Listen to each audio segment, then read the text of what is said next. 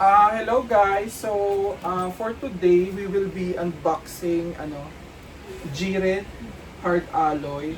So, para to sa mugs ng NMAX V2. So, nabili ko to sa Shopee around 4,500.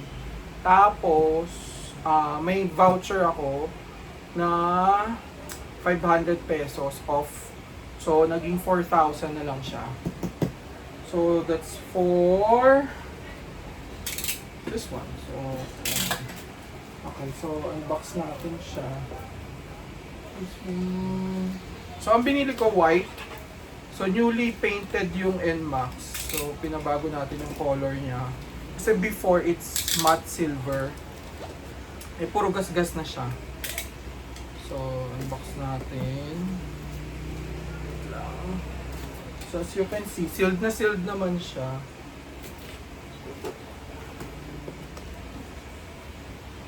So pag bibili kayo sa Shopee or Lazada, check nyo na lang yung seller's feedback.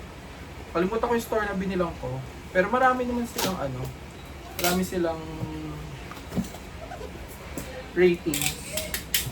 So, wait lang. Medyo hirap siya buksan.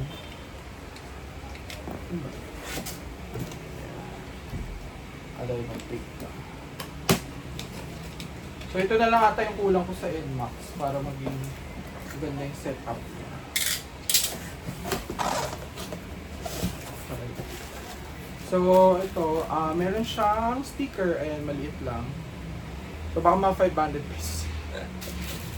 Tapos, ayan na lang siya. As you can see, naka-plastic and then meron siyang styro sa gilid. So, baba ko lang para malabas ko siya. Medyo mabigat eh. Yeah. Ayan. So, labas natin yung item.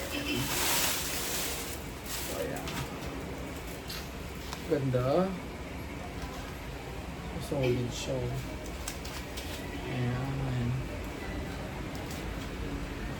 Tapos, lagyan natin. Ayan. Next is, so ano ba to? 13 inches. Yung nabili ko.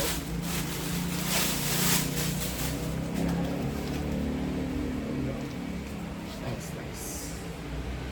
Ganda. So maganda siya pag bago pa.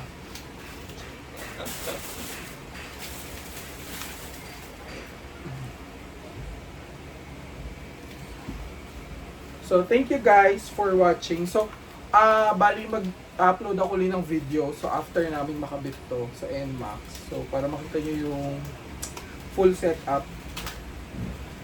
So, bye-bye guys. Have a great day.